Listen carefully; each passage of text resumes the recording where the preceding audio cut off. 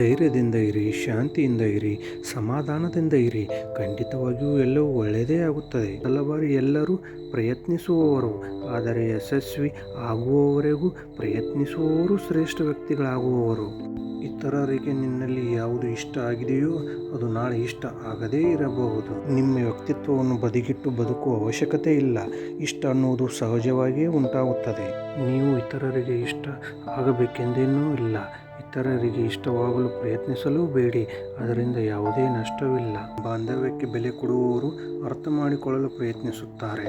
ಅದೇ ಬಾಂಧವ್ಯವನ್ನು ಬೇಡದವರು ಸಮಸ್ಯೆಯನ್ನು ಸೃಷ್ಟಿಸುವವರು.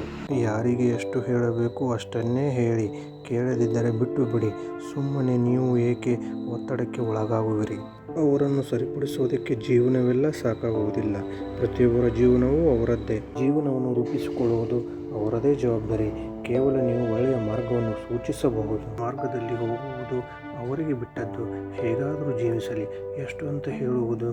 ಕೇಳದವರಿಗೆ ಹೇಳಿ ಅರ್ಥವಿಲ್ಲ. ಒಂದು ಬಾರಿ ಪೆಟ್ಟು ಬಿದ್ದರೆ ಆಗ ಅವರಿಗೆ ಅರ್ಥ ಆಗುತ್ತದೆ. ಕೆಲಸ ಮಾಡುವ ಆಸಕ್ತಿ ಇರುವವನು ಕೆಲಸವನ್ನು ವಿಶ್ರಾಂತಿಯಾಗಿಯೇ ಭಾವಿಸುತ್ತಾನೆ. ಆದರೆ ಸೋಮಾರಿ ವಿಶ್ರಾಂತಿಯನ್ನು ಕೆಲಸವಾಗಿಯೇ ಭಾವಿಸುತ್ತಾನೆ. ಕೆಲವು ಬಾರಿ ನಿನ್ನ ಸಂತೋಷವೂ ಕೂಡ ಮುಖ್ಯವಲ್ಲವೇ? ಕೆಲವು ಸಂದರ್ಭಗಳಲ್ಲಿ ನಿನಗೆ ಬೇಕಾದ ರೀತಿಯಲ್ಲಿ ಇರುವುದು ಕೂಡ ಮುಖ್ಯ. ಅತಿಯಾಗಿ ಎಲ್ಲವುದಕ್ಕೂ ಹೊಂದಾಣಿಕೆಯಿಂದ ಇರುವುದು ಕೂಡ ಅಭ್ಯಾಸವಾದರೆ ಜೀವನವೆಲ್ಲ ಸಪ್ಪೆಯಾಗೇ ಇರುತ್ತದೆ. ಆಸೆಗಳು ಇರುವುದು ತಪ್ಪಲ್ಲ. ಆಸೆಗಳು ಈಡೇರದಿದ್ದರೂ ಸಮಾನವಾಗಿ ಸ್ವೀಕರಿಸುವ ಮನಸ್ಥಿತಿ ಹೊಂದಿದ್ದರೆ ಜೀವನ ಸುಗಮವಾಗಿ ಸಾಗುತ್ತದೆ. ಒಳ್ಳೆಯತನದಿಂದ ಇರಿ ಹೊರತು ನಿಮ್ಮ ಒಳ್ಳೆಯತನವೇ ಇತರರಿಗೆ ದೌರ್ಬಲ್ಯ ಆಗಬಾರದು. ಮೋಸ ಹೋಗುವಿರಿ. ಹೆಚ್ಚು ಚಿಂತಿಸಿದರೆ ಮನಸ್ಸು ಆವೇಶದಲ್ಲಿ ಆಘಾತಕಾರಿ ನಿರ್ಣಯಗಳನ್ನೇ ತೆಗೆದುಕೊಳ್ಳುತ್ತದೆ. ಸಹನೆಯಿಂದ ಇರಿ. ಖಂಡಿತವಾಗಿಯೂ ಸಂತೋಷ ನಿಮ್ಮ ಜೀವನದಲ್ಲಿ ಬಂದೇ ಬರುತ್ತದೆ. ಇರುವ ಕಷ್ಟಗಳನ್ನು ಸಹನೆಯಿಂದ ಮತ್ತು ಧೈರ್ಯದಿಂದ ಎದುರಿಸುವುದನ್ನು ತೆಗೆದುಕೊಳ್ಳಿ. ಸುಮ್ಮನೆ ದುಡುಕಿ ಅವಸರದಲ್ಲಿ ನಿರ್ಣಯಗಳನ್ನು ತೆಗೆದುಕೊಳ್ಳಬೇಡಿ. ಮತ್ತೊಬ್ಬರ ಮನಸ್ಸನ್ನು ಗಾಯಗೊಳಿಸಲು ಯತ್ನಿಸಬೇಡಿ. ಜೀವನದಲ್ಲಿ ಯಾವಾಗಲೂ ಕಷ್ಟಗಳೇ ಇರುವುದಿಲ್ಲ, ಹಾಗೆ ಸಂತೋಷ ಬರದೇ ಇರುವುದಿಲ್ಲ. ನೆನಪು ಇಟ್ಟುಕೊಳ್ಳಿ, ಒಬ್ಬ ಮನುಷ್ಯನ ಮನಸ್ಸನ್ನು ಗಾಯಪಡಿಸುವುದಕ್ಕೆ ಒಂದು ಕ್ಷಣ ಸಾಕು. ಅದೇ ಗಾಯಪಟ್ಟ ಮನಸ್ಸನ್ನು ಗೆಲ್ಲಲು ಜೀವನವೇ ಸಾಕಾಗುವುದಿಲ್ಲ. ಯಾರ ಜೀವನವನ್ನು ಅನುಕರಣೆ ಮಾಡಲು ಯತ್ನಿಸಬೇಡಿ. ಬೇಕಾದಲ್ಲಿ ಇತರರ ಜೀವನವನ್ನು ಸ್ಫೂರ್ತಿಯಾಗಿ ತೆಗೆದುಕೊಳ್ಳಿ. ಯಾರ ಜೀವನದೊಂದಿಗೆ ಯಾವತ್ತೂ ಹೋಲಿಕೆ ಮಾಡಿಕೊಳ್ಳಬೇಡಿ.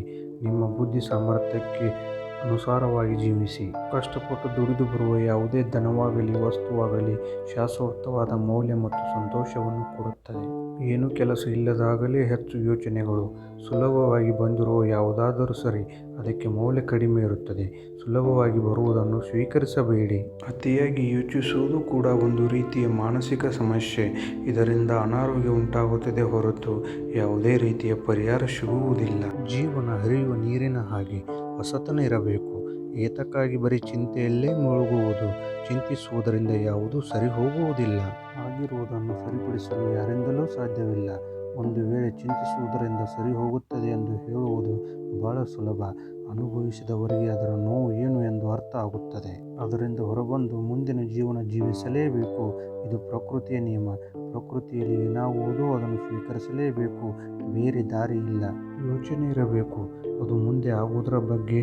ಮುಂದಿನ ಜೀವನ ರೂಪಿಸಿಕೊಳ್ಳುವುದರ ಕುರಿತು ಬರೀ ಗತದ ಬಗ್ಗೆ ಯೋಚಿಸುತ್ತಾ ಕುಳಿತರೆ ಜೀವನ ಮುಂದೆ ಸಾಗುವುದಿಲ್ಲ. ನಿಂತ ನೀರಿನ ಹಾಗೆ ಅಲ್ಲೇ ಇದ್ದು ಬಿಡುತ್ತದೆ. ಜೀವನದಲ್ಲಿ ಯಾರನ್ನು ಹೆಚ್ಚು ಪ್ರೀತಿಸುವಿರೋ ಅವರಿಂದಲೇ ಹೆಚ್ಚು ನೋವಿಗೆ ಒಳಗಾಗುತ್ತೀರಿ.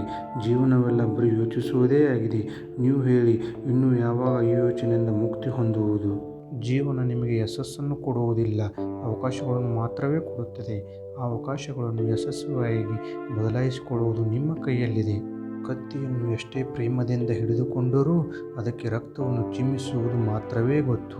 ಹಾಗೆ ಕೆಲವು ಬಾಂಧವ್ಯಗಳು ಎಷ್ಟೇ ಪ್ರೀತಿಸಿದರೂ ಇತರರಿಗೆ ನೋವು ಕೊಡುವುದು ಮಾತ್ರವೇ ಗೊತ್ತು. ನೋಡುವುದಕ್ಕೆ ಸುಂದರವಾಗಿರುವವರು ಹೆಜ್ಜೆ ಹೆಜ್ಜೆಗೂ ಸಿಗುತ್ತಾರೆ. ಆದರೆ ಸುಂದರವಾದ ಮತ್ತು ವಿಶಾಲವಾದ ಮನಸ್ಸಿರುವವರು ಸಿಗುವುದು ಬಹಳ ವಿರಳವೇ ಸರಿ. ಸಿಂಹ ಯಾವತ್ತಿದ್ದರೂ ರಾಜನೇ.